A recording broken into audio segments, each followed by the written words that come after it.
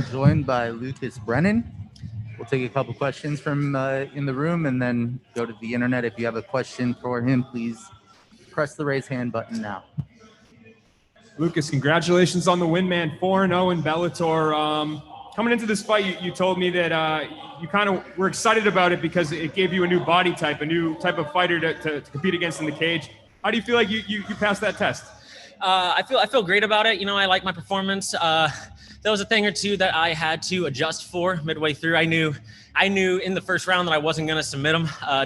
He was very durable, and I could tell when I was grabbing on his neck whenever he didn't mind it a whole lot, and I didn't want to play with it and gas myself out. Very strong. I got to strike a little bit more. I'll get to go back and watch Josh Thompson critique me real hard. He did that last time. We made some memes out of it between our family roasting me. But, I am happy with my performance. I wish I could have gotten a stoppage, but it is what it is. And I'm sure as you take each step in your progression, you kind of have an idea before you get in there, like, hey, I want to go in there and have this kind of performance. Do you feel like that was the right next step for you? Yes, I do. I am very critical of how I like to go about it from beginning to end. I plan out all my fights for decision, just in the event that, first round doesn't go how I want it to, or the second or the third. And, I like how the plan went out. He was very durable.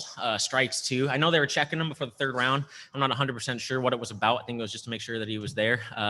But yeah, man, he was tough. I tried to fight a tough fight, and I'm happy with my performance, but I'll watch it later and really critique it.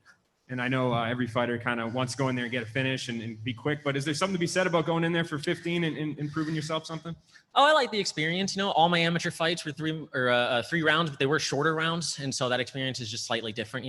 I was fighting 3-minute rounds, tough enough. I was fighting 2-minute rounds. And so they're very short. I like getting 3-5s in, just even if it's not a finish, just, that ring time. And last question for me, where do you think you go from here? What's next for Lucas Brennan?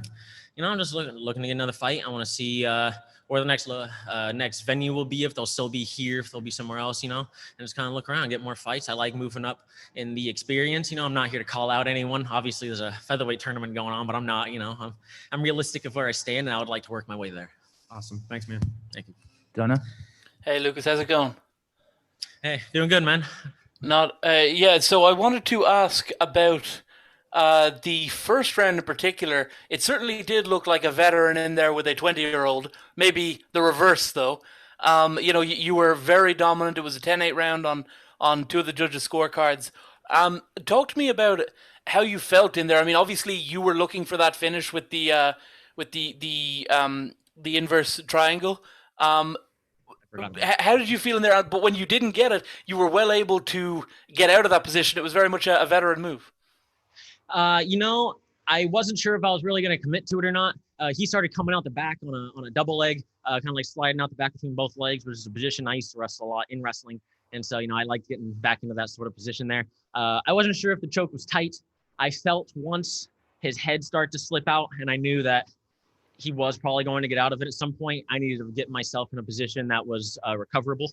And, there's no crowd, so I can hear my coaches. I can hear my dad almost the entire time saying the same thing. And so, I made sure to land a few good ones there while he was unable to defend them.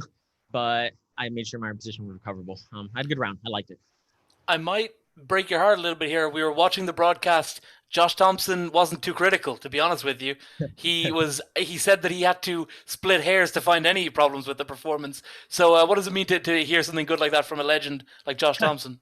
It's cool, man. He's one of my dad's favorite fighters, favorite all-time fighters. My last fight, man, he said there was a couple of things that were totally understandable. I'm not saying he was bad or anything. He was absolutely correct. He was just very critical, and I was like, okay. And then he went and did his podcast with Big John. They're saying a couple other things, like, yeah, he's all right at this, and he's all right with this. And I was like, he's right, but and then my brother, he must have said something about my family. My brother texted in. He's like, make sure he knows I'm a black belt, not a brown belt. It was just I haven't listened to it. I don't know what he said. I could hear him and Big John. I was on a single, and he's like, "Oh, he should run to his right or something." I was like, I don't want to run that way. But I just, he's obviously amazing. I love him. I was just trying to, be funny. You know what? You said you're not going to call anyone out tonight. I think the call out should be to Josh Thompson and to Big John to get you on this podcast as soon as possible. Oh man, it'd be cool, man. I like both of them a lot. My dad has 20 something years of experience knowing Big John from the Gracie Academy and stuff like that from way before I was even conceived. And so it's cool history. Thank you very much, man. Congratulations. Thank you, sir. Go to Simon.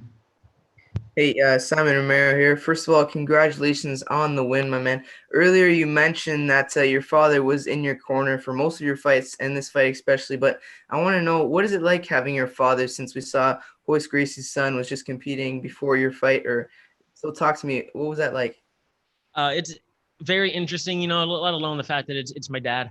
And I like to, have to point out he fought for a very long time. He's had his black belt since before I was born. He's extremely experienced in jiu-jitsu, lived at the Gracie Academy with Royce and them, taking privates with him every day. Henzo, I didn't know Henzo was going to be here. I've been seeing him off and on since I was a kid.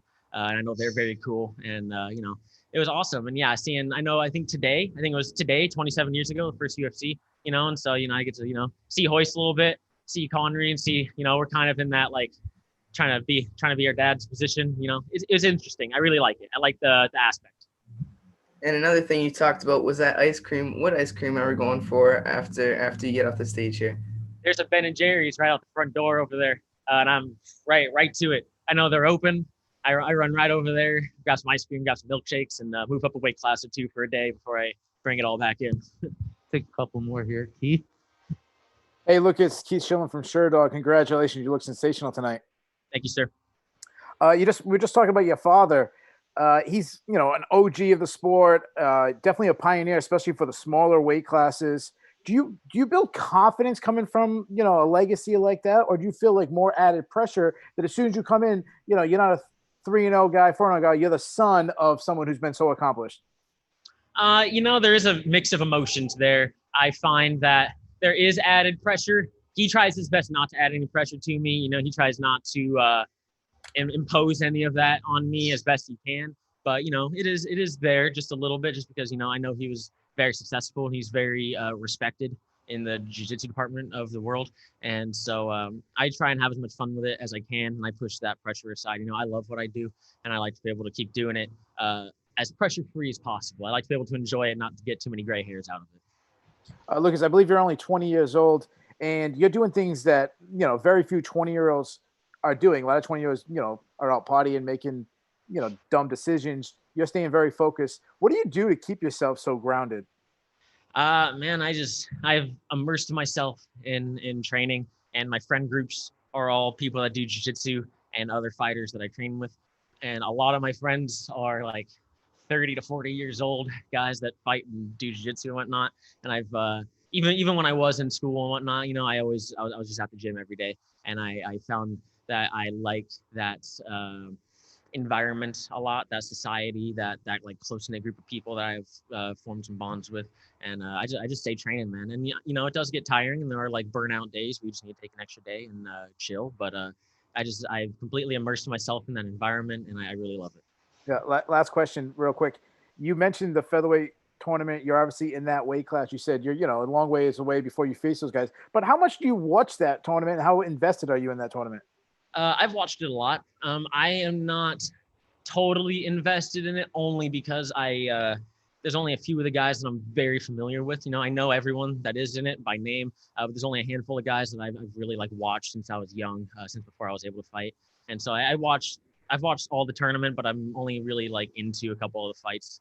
Tonight's fight will be awesome. I think next week, I believe it's next week or the next card.